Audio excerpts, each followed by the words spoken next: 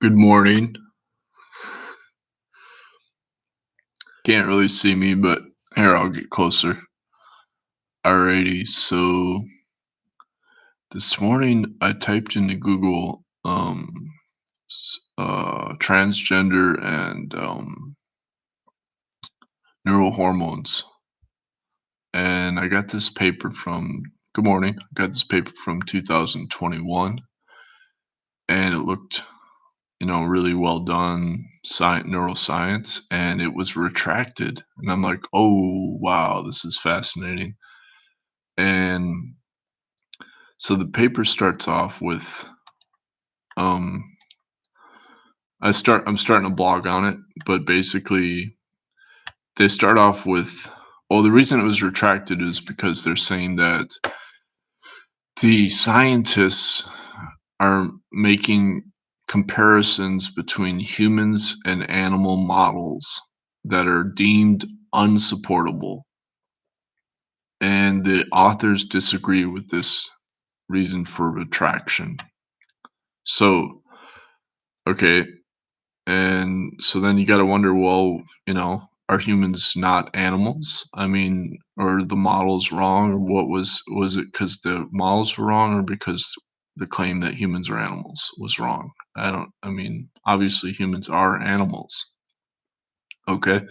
So you get into the paper and it says um that when a dopamine agonist drug was applied to rats, which means it increased the level of dopamine that the receptor was processing. Then the male rats exhibited same sex preference, but not the female rats. And that same sex preference effect was facilitated by the administration of oxytocin. So then in humans, let me have some coffee. Speaking of dopamine agonists, coffee is a great one. In humans, a partial agonist of dopamine drug was applied that's also an agonist, um, or activator to the serotonin HT1A receptor, an and a blocker or antagonist to the HT2A, which is the psychedelic receptor. And after being taking this drug, they switched the males switched from exclusive heterosexual poor sexual activity to hypersexual homosexual behavior. And then when they took away the drugs 2 weeks later, his compulsive sexual behavior returned to a heterosexual orientation. So that's again extremely fascinating. So now there's a whole section on oxytocin. So once again, just to remind people, this article was retracted because obviously they don't like considering that humans are animals, but considering that they don't just use a study on rats, but they use a study on humans, or a drug study. Okay, so I was a animal caretaker for rats in a biomedical lab. So just throwing that out there. Now, this I did not know. The medial preoptic area of the rat hypothalamus contains a sexually dimorphic nucleus, which is 2 to 7 times larger in males than in females.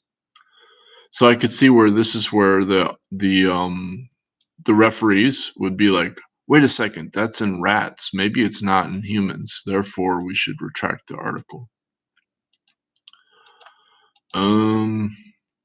The difference in this brain area is related to the early endocrine milieu, thus perinatal androgen produced by the testes in males induces a larger sexually dimorphic nucleus, preoptic area. The sexually dimorphous nucleus of the preoptic area appears to be related to sexual preference because its lesions in male ferrets or rats changes partner preference. So this is like stunningly fascinating. Like, did they just discover the cause of sexual orientation change in humans? It appears they have done so. Okay, so the difference in brain area is related to the early endocrine milieu, thus perinatal androgen produced by the testes. Androgen produced by the testes induces a larger sexually dimorphic nucleus in males, which isn't okay. All right, back to the paper. Actually, I found 5 other papers that cite this retracted paper. So of course I got to look at those 5 other papers because they're later. One of them's a chapter in a book called Rethinking the Neuroscience of Gender Identities. Obviously, if you're trying to rethink something, it's going to be controversial.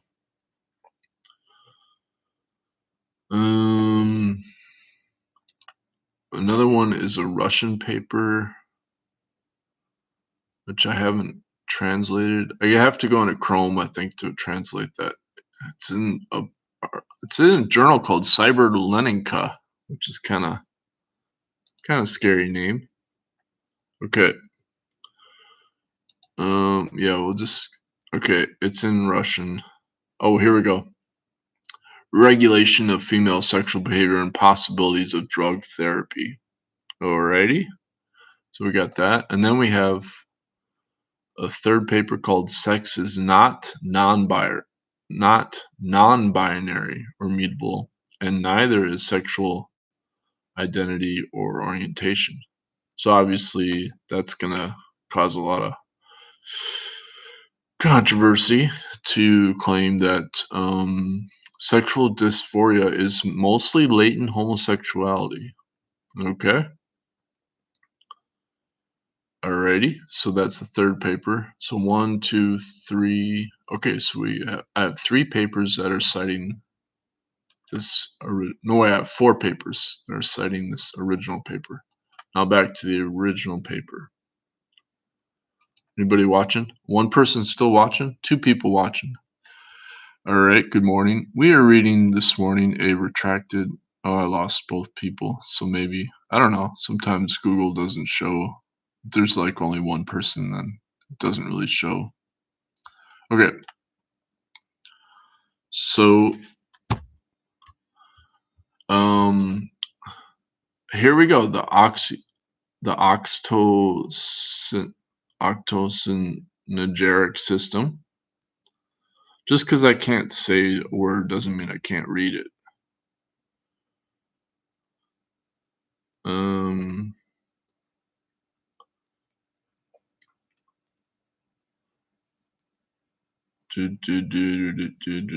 just gonna speed read it real quick here.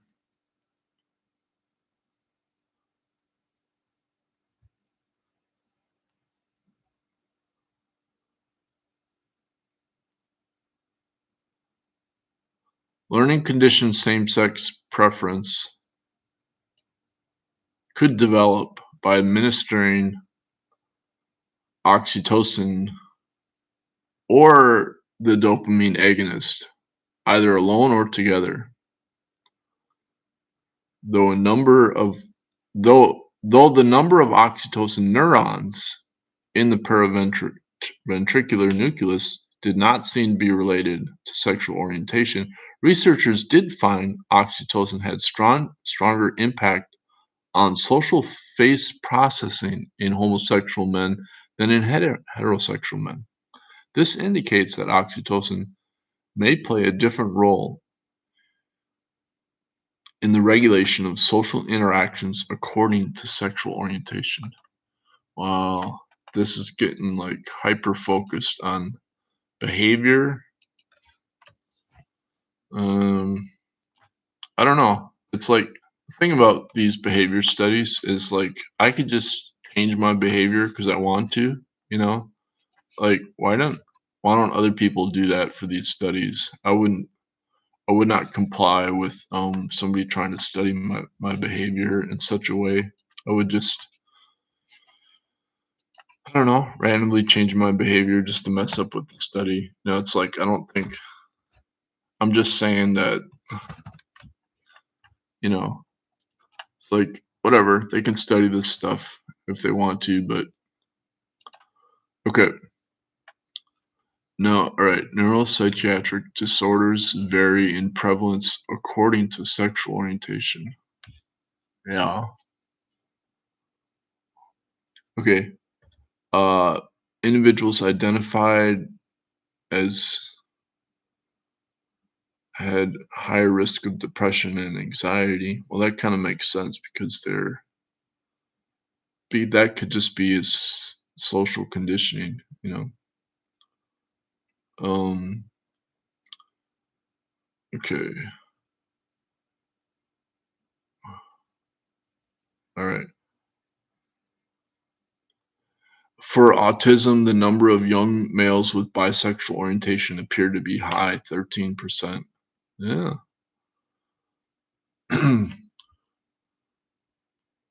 um, all right.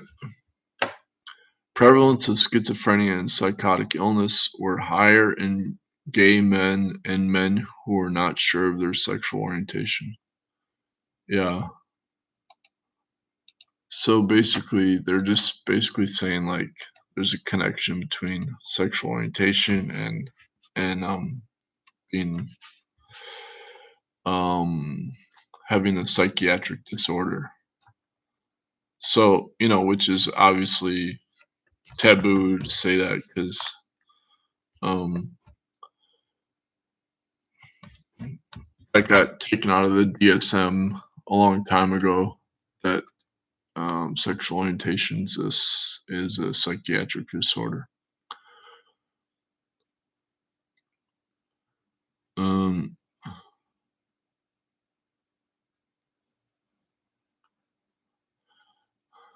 in the Netherlands, where the general attitude towards non-heterosexual orientation is quite positive, there was a higher prevalence of psychiatric disorders among homosexuals. Okay. So they're trying to rule out the effect of society causing the psychiatric disorder. They're trying to say it's like even if they embrace the non-heterosexual orientation, there's those people still have a higher prevalence of psychiatric disorders. Well, okay. So you can see why this paper would get retracted, because obviously the use of animal models can be particularly useful to explore whether behavioral cues interpreted as features of anxiety or depression are more frequently displayed by animals that have same-sex preference, spontaneously or induced by endocrine, thank you, manipulations during early development. Induced by endocrine manipulations during early development. That seems to be the key line of the whole paper.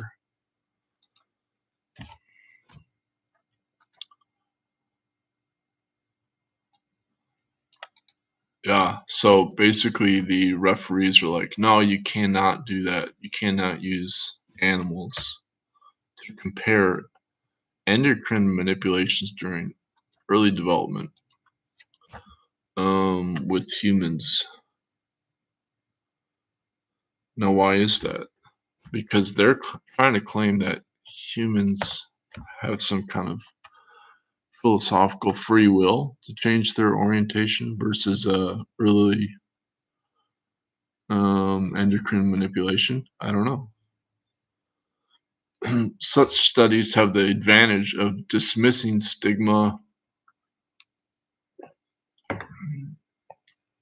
However, animal studies have the caveat of using models that cannot mimic all the characteristics. For example, several features of schizophrenia, depressed mood, and homosexuality are exclusively human-centered concepts. Wow, that's that's quite the admission right there. I mean, it's that says something about those conditions if you think about it. It's like, well, why are they all human-centered concepts? See? That's probably what got them in trouble, is calling them concepts. All right. Possible mechanisms for neurotransmitters in shaping sexual preference. Yeah.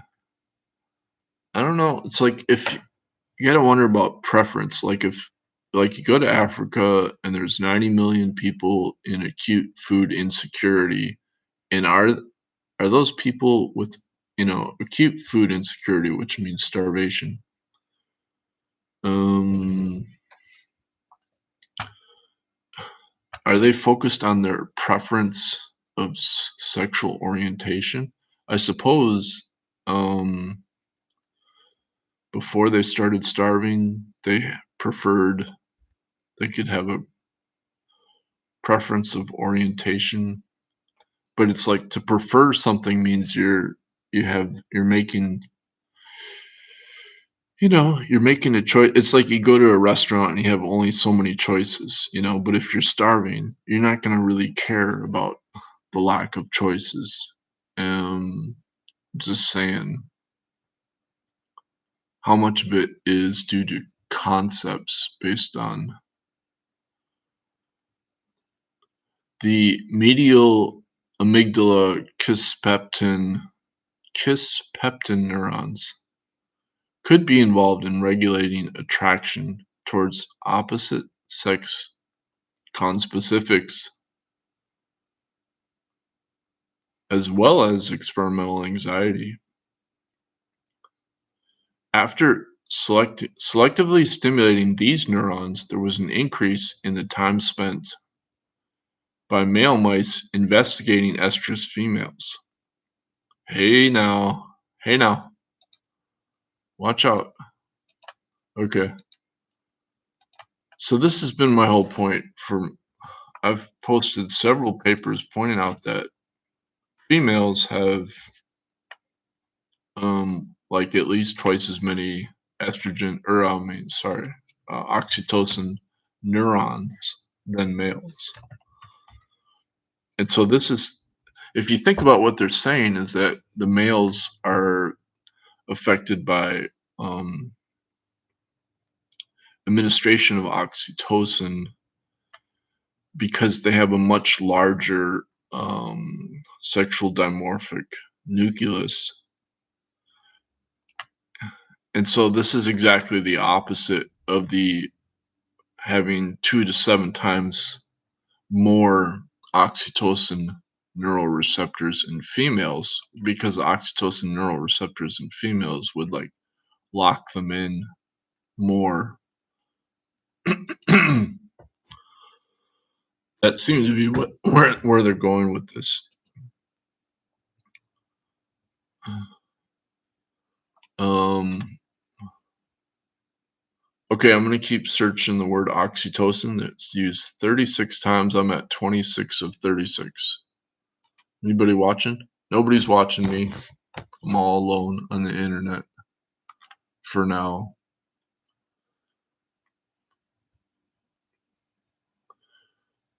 Maternal exposure to oxytocin has a modest association with risk for autism in male newborns. That's kind of interesting.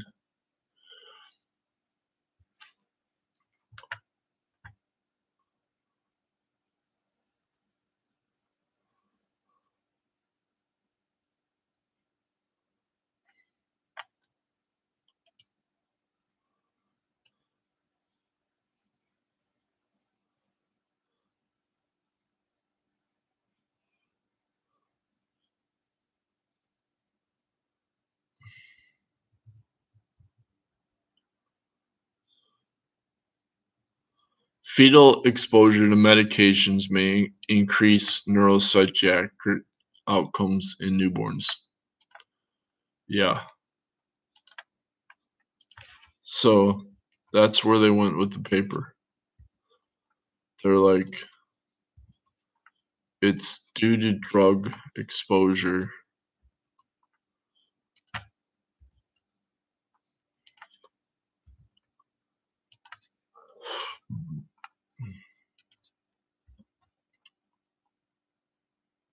In male newborns.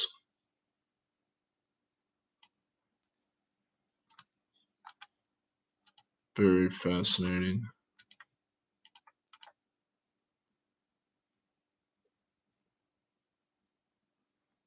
Fetal exposure to medication that affects neurotransmitters.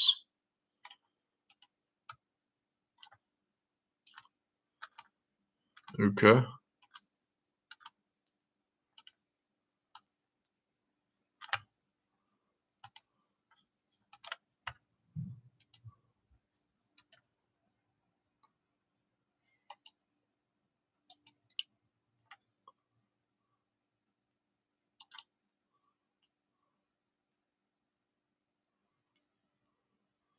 The high association between psychiatric alterations and non-heterosexual orientation suggests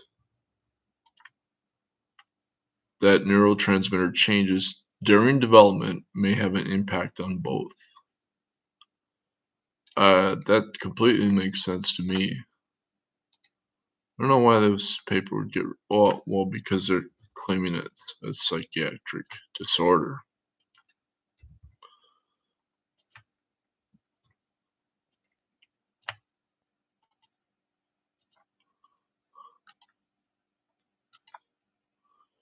Medications given to pregnant women may promote the development of neuropsychiatric disorders in the offspring and could lead individuals with non-heterosexual orientation. Okay. So that's the claim of the paper.